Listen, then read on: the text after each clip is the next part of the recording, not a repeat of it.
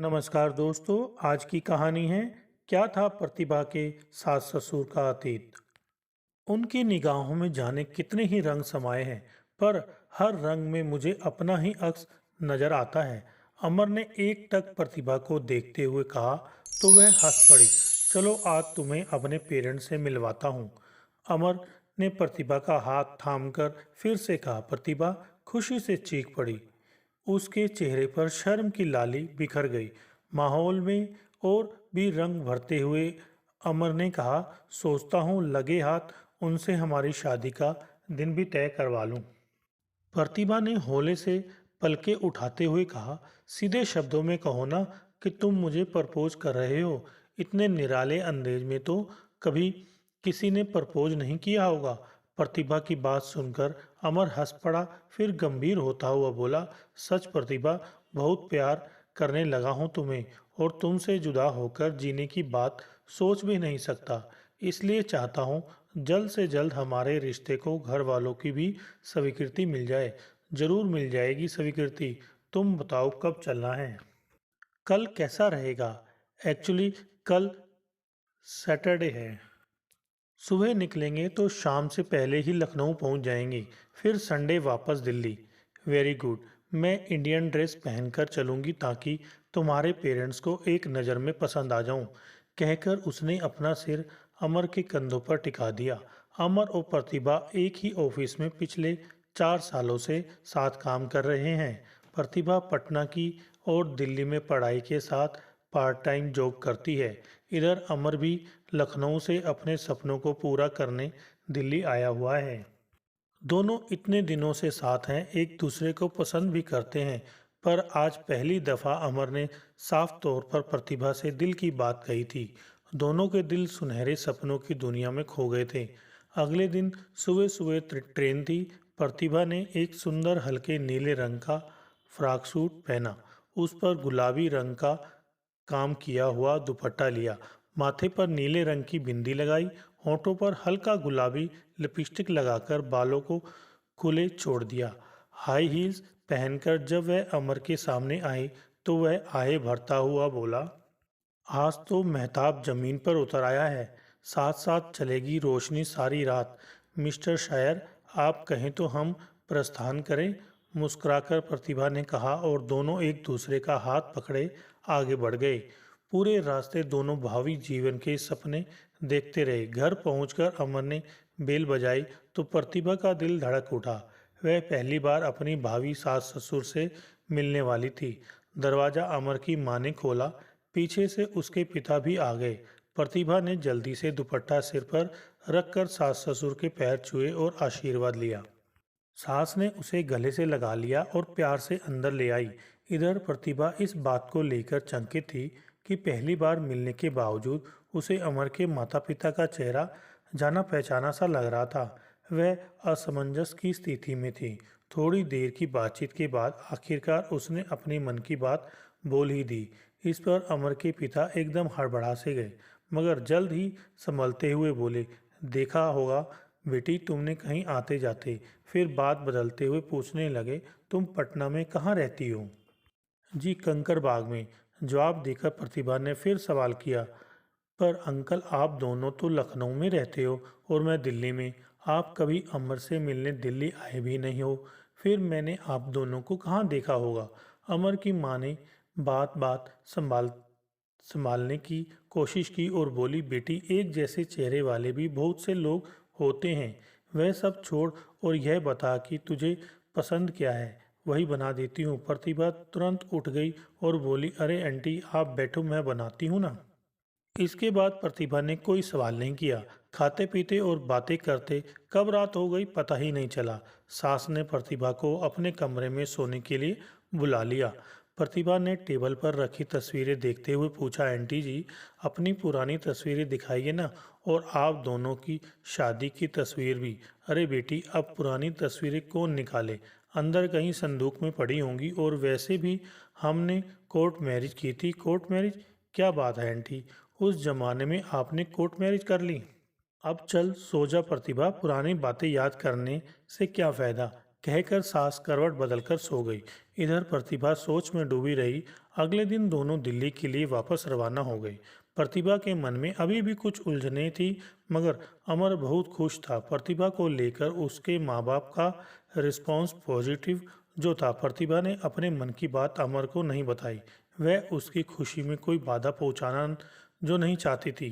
दिल्ली पहुंचकर प्रतिभा ने नेट पर खोज खबर निकालने की कोशिश की, मगर कुछ पता नहीं चला। फिर उसने अमर के माँ बाप के साथ अपनी फ़ोटो अपने पेरेंट्स को शेयर की और लिखा, यह फ़ोटो मेरे सबसे अच्छे दोस्त के मम्मी पापा की है। उनसे पहली बार मिलने के बावजूद उनका चेहरा जाना पहचाना सा लगा। क्या आप इन्हें पहचानते हैं?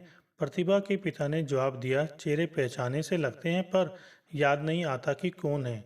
जवाब पढ़कर प्रतिभा चुप रह गई। धीरे धीरे यह बात उसके दिलो दिमाग में उतरती गई। कुछ दिन बाद गर्मी की छुट्टियों में प्रतिभा ने अपने घर पटना जाने की तैयारियां शुरू कर दी। पटना जाने को लेकर वह उत्साहित थी, मगर अमर से बिछड़ने के एहसास से मन भारी भी हो रहा था। किसी तरह अमर से विदा लेकर वह ट्रेन में बैठ गई। सारे रास्ते वह अमर और अपने रिश्ते को लेकर सोचती रही। अब वह अमर के बिना जीने की कल्पना भी नहीं कर सकती थी। पिछले कुछ दिनों में अमर उसके दिल के बहुत करीब आ गया था। पटना जंक्शन पर उतरते ही उसका दिमाग दिल्ली गलियारों को भूलकर पटना की सड़कों पर आ टिका। अपने घर के आगे रुकते ही पुराना समय आंखों के आगे नाचने लगा। जब स्कूल में पढ़ने वाली प्रतिभा अपने घर आंगन को गुलजार रखती थी, वह मम्मी पापा की इकलौती लाडली बिटिया जो थी। दरवाज़ा खोलते ही माँ ने उसे गले से लगा लिया। अपने कमरे का दरवाज़ा खोलते ही पुरानी यादों के सारे फिर से उसके मन को छूने लगे। बैग एक कोने में पटक कर वह बिस्तर पर लुढ़क गई। 2 दिन प्रतिभा ने जमकर आराम किया और मम्मी पापा को अपनी नई जिंदगी से जुड़े किस्से सुनाए। तीसरे दिन वह थोड़ी एक्टिव हुई और घर की सफाई करने लगी। सफाई के दौरान उसे जाले लगी एक पुरानी तस्वीर दिखी। तस्वीर करीब 30-35 साल पहले की थी, जब उसकी मम्मी पापा कॉलेज में थे। जाले पोंछकर प्रतिभा ध्यान से तस्वीरें देखने लगी कि अचानक उसे तस्वीर में अमर के पिता दिखाई दिए। हालांकि वे काफ़ी बदले हुए नजर आ रहे थे, मगर वह उनका चेहरा एक नज़र में ही पहचान गई थी। बगल में ही उसे अमर की माँ भी दिख गई। प्रतिभा को अब सारी बात समझ आने लगी थी कि क्यों उसे उन दोनों के चेहरे जाने पहचाने लग रहे थे। बचपन में उसने कई बार वह फोटो बहुत ध्यान से देखी थी, पर उसे अब तक यह समझ नहीं आया था कि उसके मम्मी पापा ने अमर के पेरेंट्स की फ़ोटो पहचानी क्यों नहीं, जबकि वे कॉलेज में साथ थे। काफ़ी देर तक प्रतिभा यही सब सोचती रही। तभी उसे सरला काकी का ख्याल आया। उसके परिवार के साथ उनका रिश्ता बहुत पुराना था। प्रतिभा ने अपने साथ वह तस्वीर भी ले ली। सरला आंटी का बेटा सुजय उसका बचपन का साथी था। सरला काकी ने उसे देखते ही गले से लगा लिया। कुछ देर बैठने के बाद प्रतिभा ने यह वह तस्वीर निकाली और काकी को दिखाई। काकी तुरंत तस्वीर पहचान गई। तब प्रतिभा ने अमर के पेरेंट्स की तस्वीर दिखाई, जिसमें वह भी थी। इस तस्वीर को देखकर काकी चौंकी और फिर बोली, अरे तुम मुकुंद और सुधा से कब मिली? ये वे दोनों कैसे हैं बेटा? आप जानती हैं इन्हें? हाँ मेरी बच्ची, वे तस्वीर दिखा अपने पापा वाली। उसमें भी तो वे दोनों खड़े हैं ना। पर मम्मी पापा ने तो इन्हें पहचाना नहीं। प्रतिभा की बात सुनकर काकी थोड़ी गंभीर हो गई। फिर बोली, कैसे पहचानेंगे? उसका घर जो जलाया था तेरे पापा ने। घर जलाया था? क्यों? पर क्यों? काकी, क्योंकि उस वक्त तेरे पापा की बुद्धि मारी गई थी। सरपंच के इशारों पर चलते थे। सरपंच ने आदेश दिया था कि उनकी बिरादरी का लड़का एक दलित लड़की से शादी नहीं कर सकता। सुधा दलित थी ना। सरपंच की लठैतों को भेजा उनका घर जलाने को। बस तेरे पापा भी निकल लिए थे साथ। यह भी नहीं सोचा कि अपने दोस्त का घर जलाने जा रहे हैं। उसकी आंख तो तब खुली जब उनका पुश्तैनी घर पूरी तरह जलाने के बाद सरपंच के लड़कों ने मुकुंद के बूढ़े माँ बाप को भी मार डाला। छोटी बहन को घर में जिंदा जला दिया। यह सब देखकर तेरे बाप की रूह कांप उठी और उसने उसी दिन से सरपंच का साथ पूरी तरह छोड़ दिया। इधर मुकुंद और सुधा किसी तरह अपनी जान बचाकर कहीं भाग गए। वे कहाँ गए, उनके साथ क्या हुआ, यह कोई नहीं जानता। प्रतिभा चुपचाप काकी से यह बीती कहानी सुनती रही उसकी आंखों के आगे अब सब कुछ स्पष्ट हो चुका था। क्या आप मुझे उनका जला हुआ घर दिखा सकती हो? बेटा, उनका पुश्तैनी घर तो सालों पहले खंडर में ही तब्दील हो चुका है और आज तक खंडर ही है। कोई नहीं जाता उधर। तू कहती है तो मैं सुजय को भेजती हूँ तेरे साथ। प्रतिभा सुजय के साथ उस खंडरनुमा घर को देखने पहुंची। टूटी जली इमारतें, खाली पड़ी आधे अधूरे कमरे, दरकी हुई दीवारें, दम घोटता वीरानापन, सब चीख चीख कर उस स्याह काली रात का दर्द बयां करते दिखे। प्रतिभा ने मोबाइल से तस्वीरें खींची, एक एक जगह जाकर उस दर्द को महसूस किया, फिर अपने घर लौट आई। दिल्ली आकर वह अमर के पिता से मिली और भरी आंखों से उन्हें धन्यवाद कहा तो उन्होंने चौंकते हुए प्रतिभा की ओर देखा।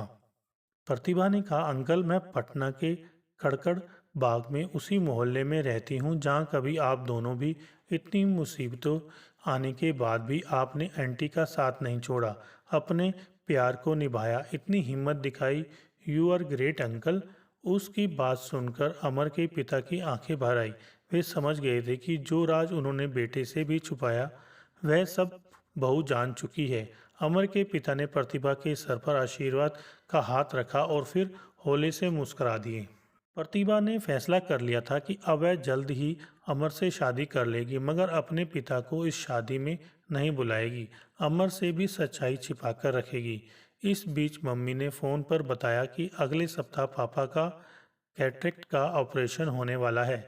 यह सुनकर उसने अमर से बात की और उसे कोर्ट मैरिज के लिए तैयार कर लिया।